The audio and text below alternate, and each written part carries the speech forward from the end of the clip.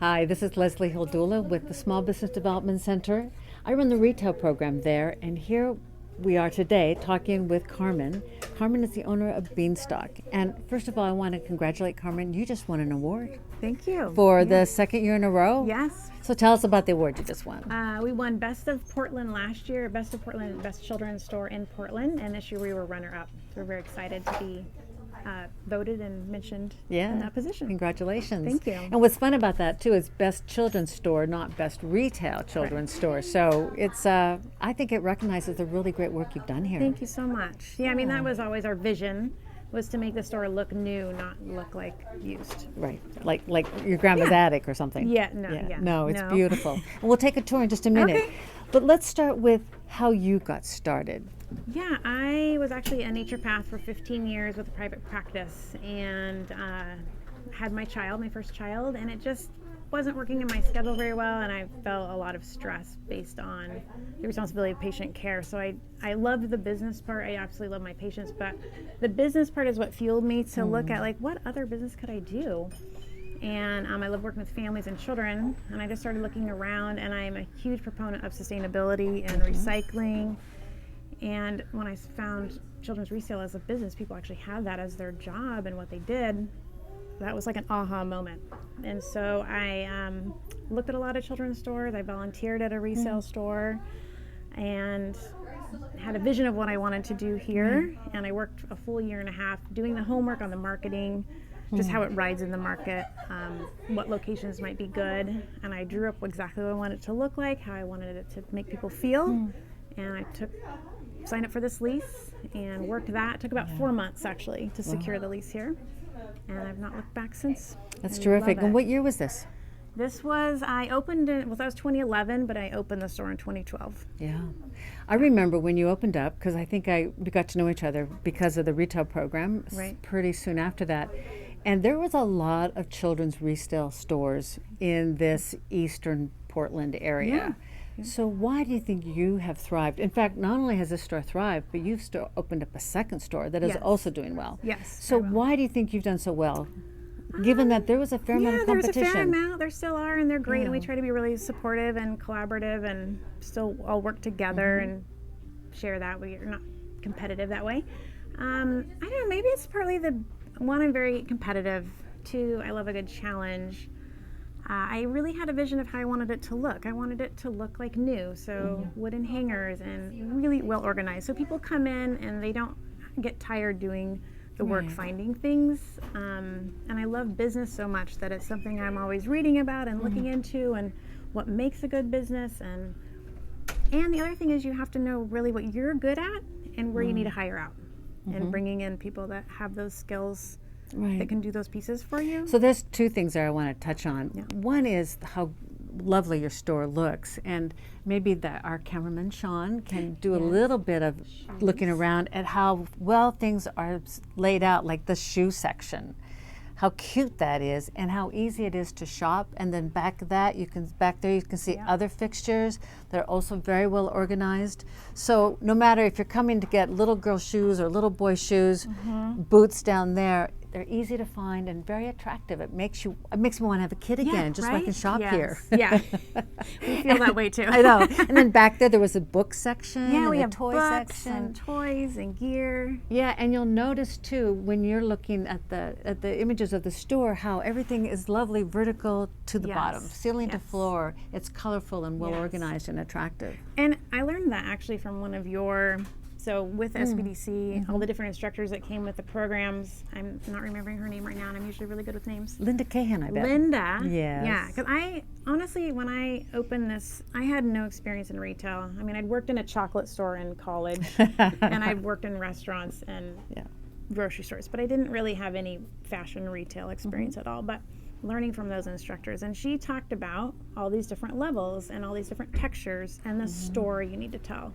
And I came in knowing I wanted to tell a story. I honestly wanted BeanStalk to feel to me like when I'm in my gardening, how much joy it brings me, and the daylight and the green plants. And that's really the vision that was behind when I thought of how I wanted it to look. But I learned a lot from Linda. She's still teaching in our program. She's a treasure. She's great.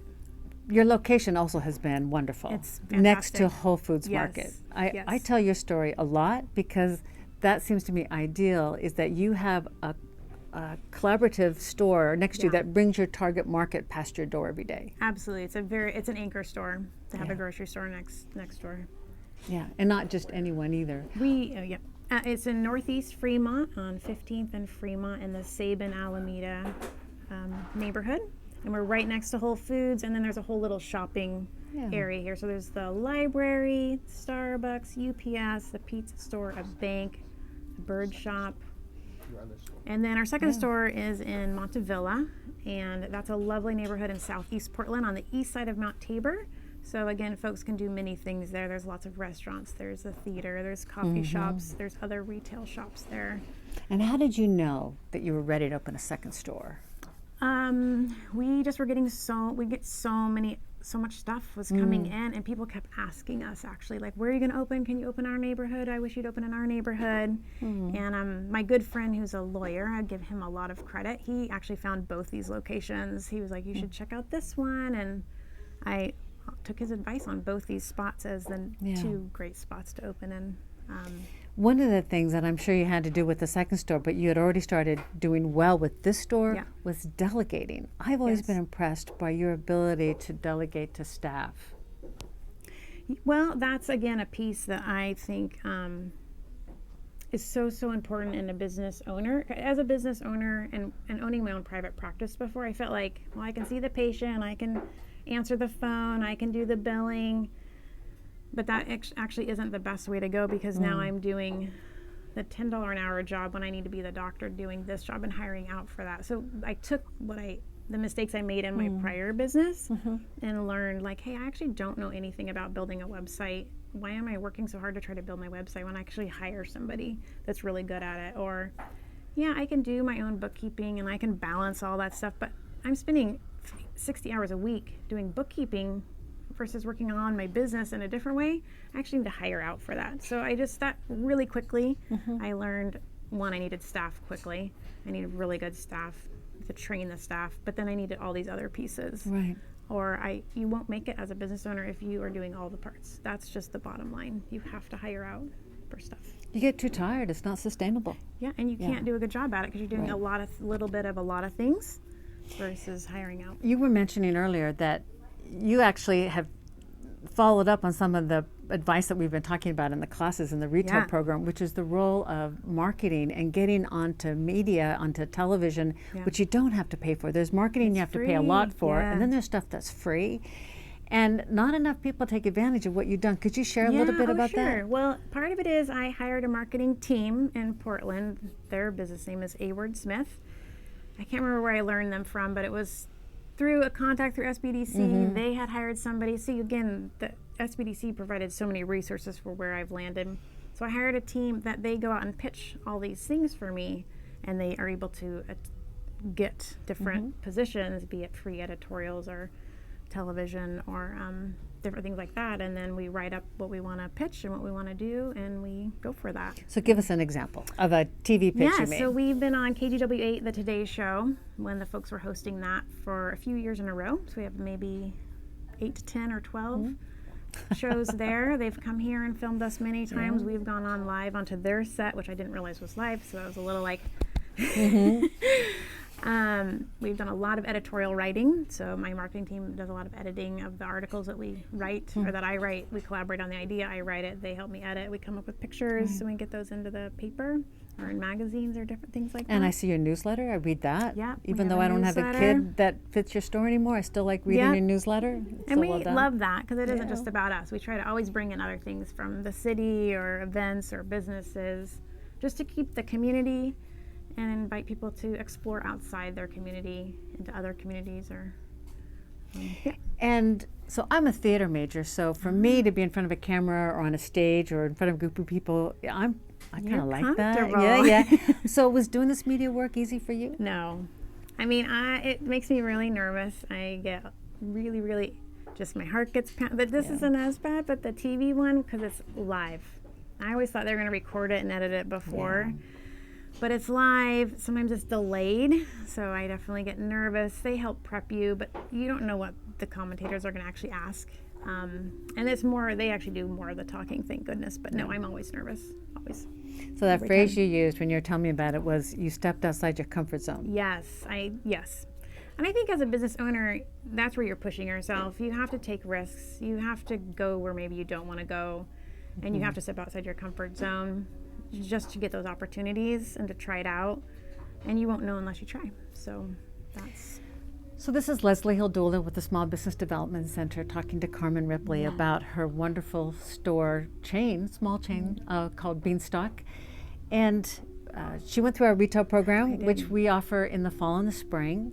It's 30 hours of instruction plus one-on-one advising. And I think you didn't do just our retail program either, did you? Right, I did the Small Business Management 2 program. Yeah. And one of those programs I did qualify for a scholarship, which was really, really wonderful. And then I did the advising program, so I did advising with Leslie and first with Sean and then with Leslie. Yeah. It was great. I don't know if you want me to share my 2 cents. Oh, please do. Right now? Yes. Okay. I think when you are first building your business, you don't really know what your questions are. So to look for a program that will help you know what to inquire, there were a lot of things in there that I wish I'd had prior, like how do you do your branding and what should you think about and what should you think about for HR? Are you going to need staff? Most likely, yes. Any business you own, you're going to at least need 1 staff. So what does that mean? And marketing, and social media. I'm middle-aged, so social media is a whole new thing. We have an Instagram account, but I don't have an Instagram account. Right.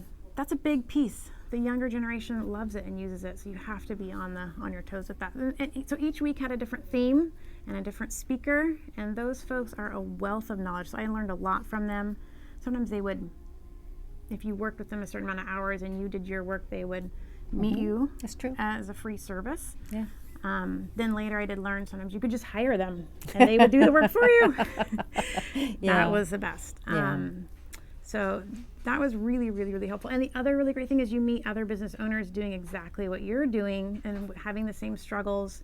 So you have people just to chat with, so you don't feel that you're doing it totally wrong or that you don't know what you're doing. It's like, they completely get what you're going through at every level, and I found that really, really valuable. Yeah, that community that you get involved with at the beginning of the program, and then you can stay with that community through your own networking and also through our Facebook groups where people can share information as the years go by. Yes. And our Facebook group is huge now it's because the program's been going for about 10 years. Yeah, and that's where you pose questions like, hey, I need a new bookkeeper, or who's the favorite lawyer you're using, or another shop I remember posted like, hey, we've been slower, should we close on Tuesday? I mean, there's a lot of thoughts around those things, and to hear what other people think and why. At the end of the day, it's still your own decision to make, but it's nice to be able to think out loud and have a platform for that supports.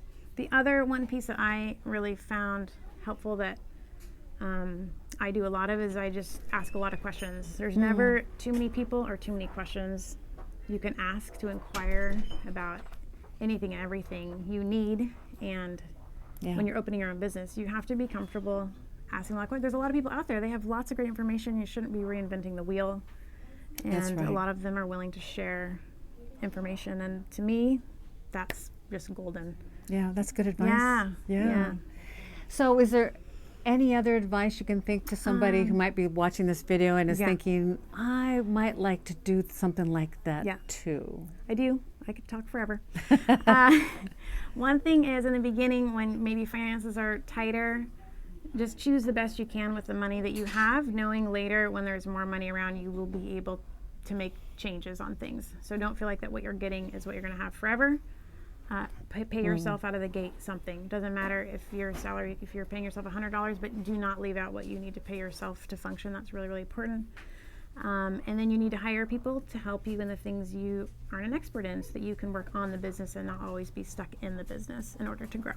Right. That's well said. Thank you, Carmen. Thanks. I really appreciate your help. That's great. Congratulations. Thank you. You guys have been wonderful. Thank you. Really great. I would say that if anybody doesn't know about SBDC, it's really, really important to look into it. There's so many helpful resources there, and I would absolutely take a class and have that advising support and use those resources. Thanks, Carmen. Yeah.